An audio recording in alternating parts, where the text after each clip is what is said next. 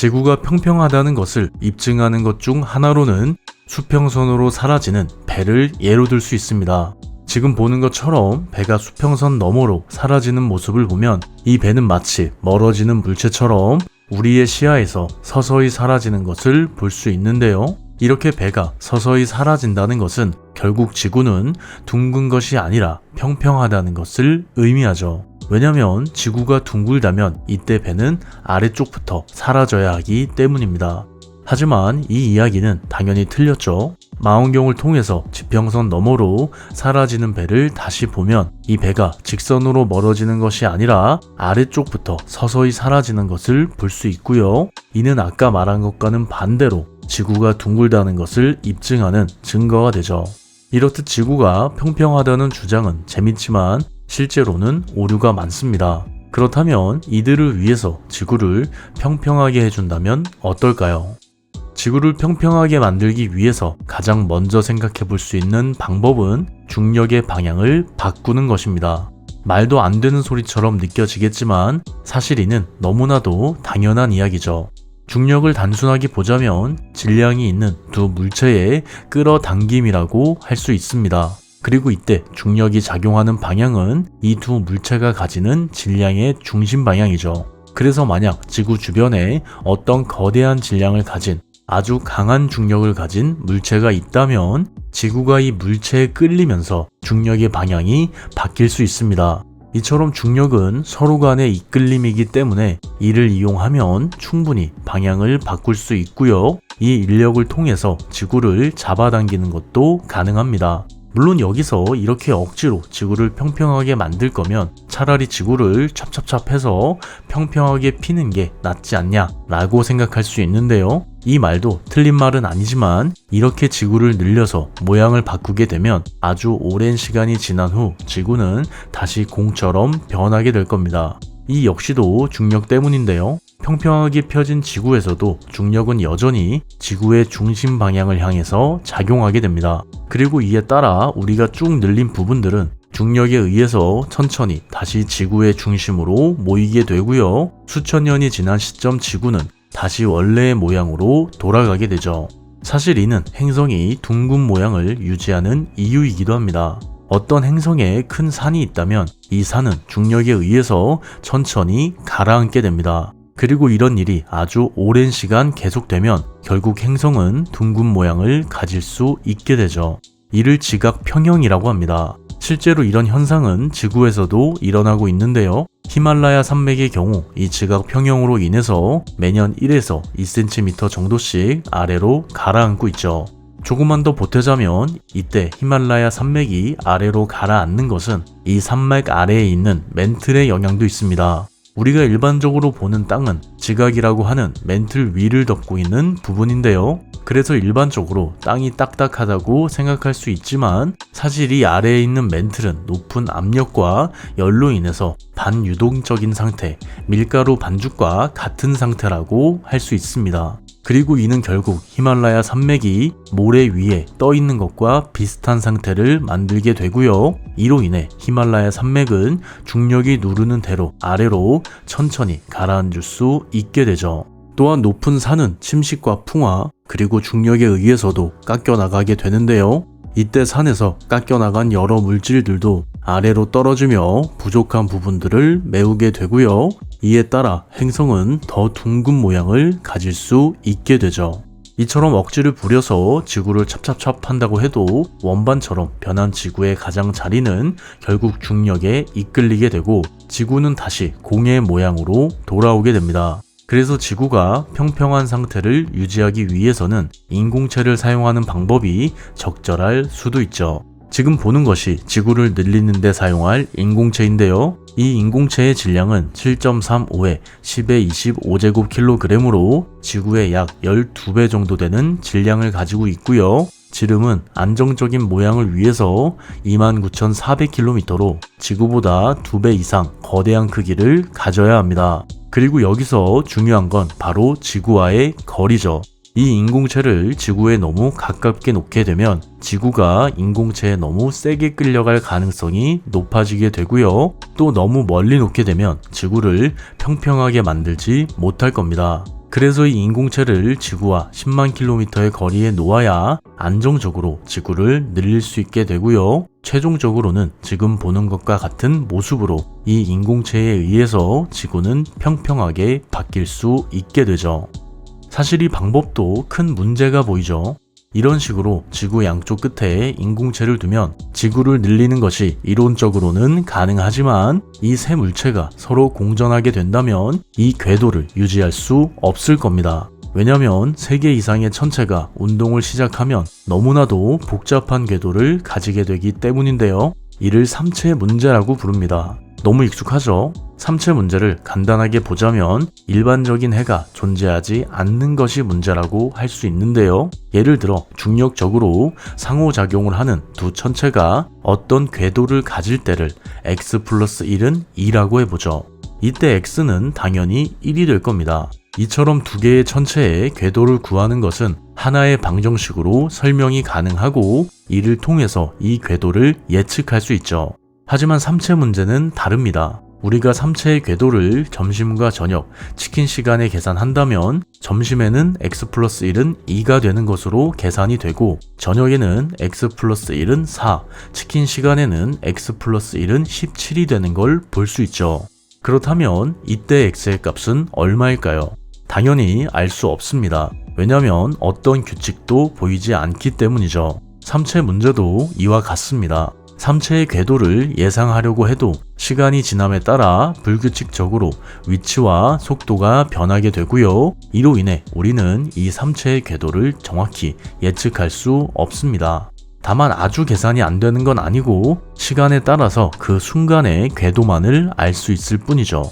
그리고 이 삼체 문제는 결국 평평하게 변한 지구에도 영향을 주게 되는데요. 앞서 말했듯이 지구를 평평하게 유지하기 위해서는 중력의 방향을 안정적으로 유지하는 것이 중요합니다.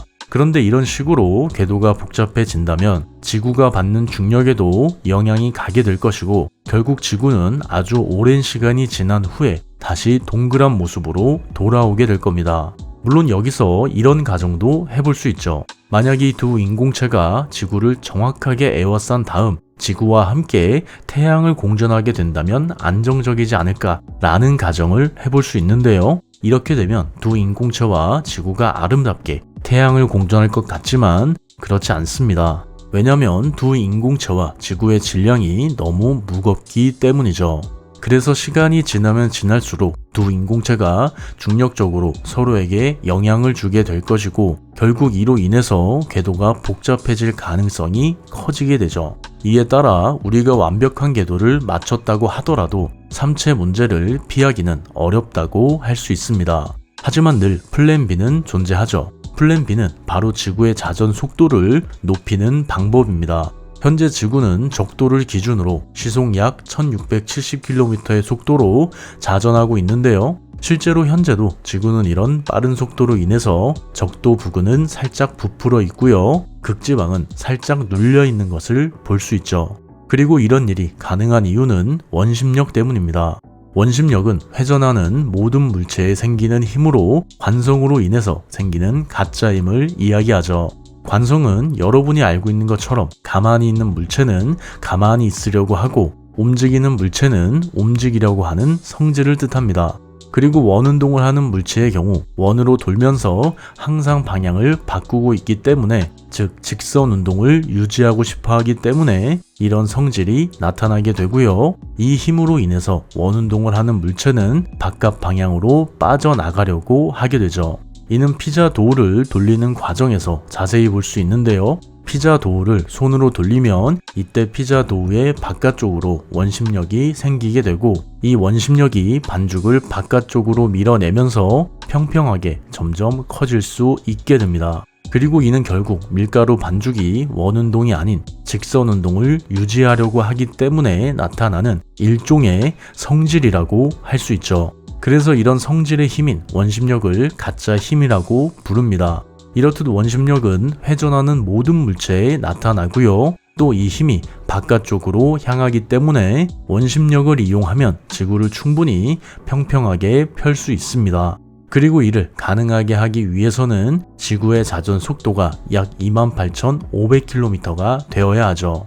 이는 현재 지구의 자전 속도와 비교했을 때 약 17배나 되는 굉장히 빠른 속도고요. 지구의 자전 속도가 이렇게 빨라지게 되면 원심력이 중력을 이겨내면서 지구는 피자 도우처럼 평평한 원방과 같은 모습을 가질 수 있게 됩니다. 깔끔하죠? 하지만 이렇게 끝내기엔 아쉽죠. 그렇다면 이때 지구 내부는 어떤 모습일까요?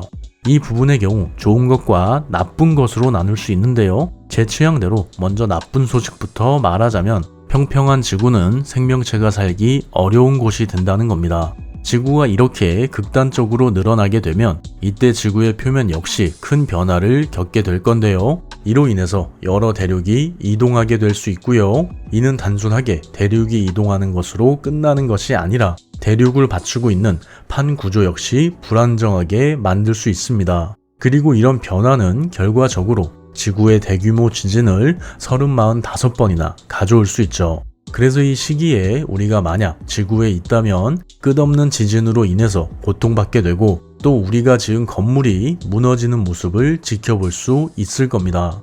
그리고 문제는 이것뿐만이 아니죠. 지구 위에는 대기와 바다 등이 존재하고 있고요. 대기와 바다 역시 원심력의 영향을 받게 됩니다. 그래서 이 시기에는 지구에 있는 대부분의 물과 대기가 지구의 양쪽 끝에 모이게 될 가능성이 크죠. 물론 이때 대기와 물이 몰리는 지구의 가장자리로 배나 비행기를 몰고 가면 살 수 있지 않을까라고 생각할 수 있는데요. 이 역시도 쉽지 않습니다. 왜냐면 해양과 대기 순환의 균형이 깨지기 때문이죠.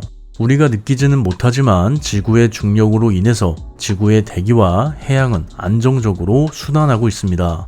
물론 여기에는 지구의 자전 속도와 중력 사이의 균형도 있죠. 이에 따라 만약 지구의 자전 속도가 빨라지게 되면 대기와 해양의 순환이 불안정해지게 되고요. 우리가 배나 비행기를 이용해서 지구의 가장자리까지 간다고 하더라도 한 번도 본 적 없는 거대한 태풍과 파도를 두 눈으로 직접 맛보게 될 겁니다.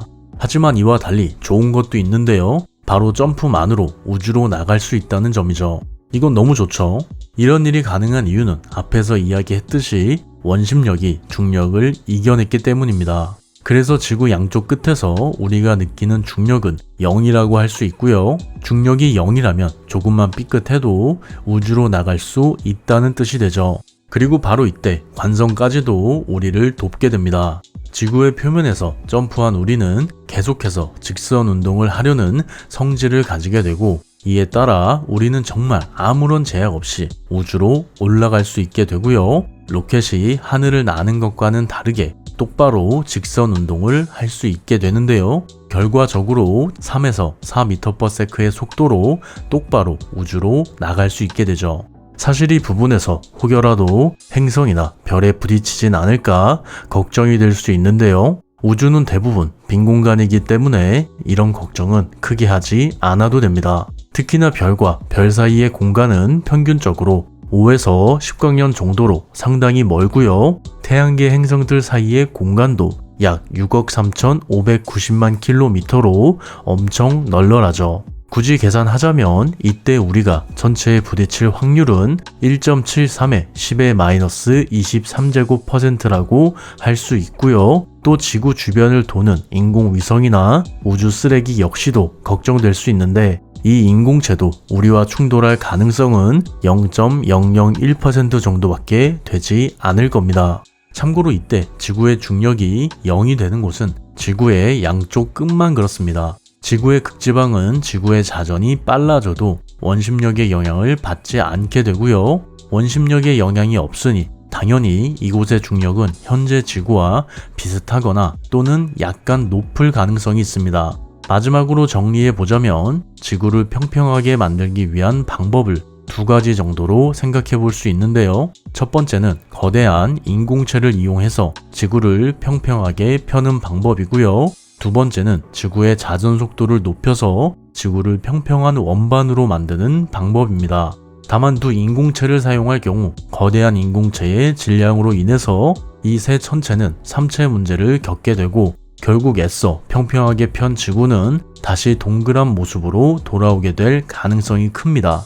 그리고 이와 반대로 지구의 자전 속도를 높인다면 이런 문제를 겪지 않고 지구를 평평하게 만들 수 있는데요. 이때 지구의 양쪽 끝에서는 원심력이 중력을 상쇄하게 되면서 중력이 0이 됩니다. 이에 따라 이 지구에서는 점프만으로 우주로 나갈 수 있다는 엄청난 장점이 생기게 되죠.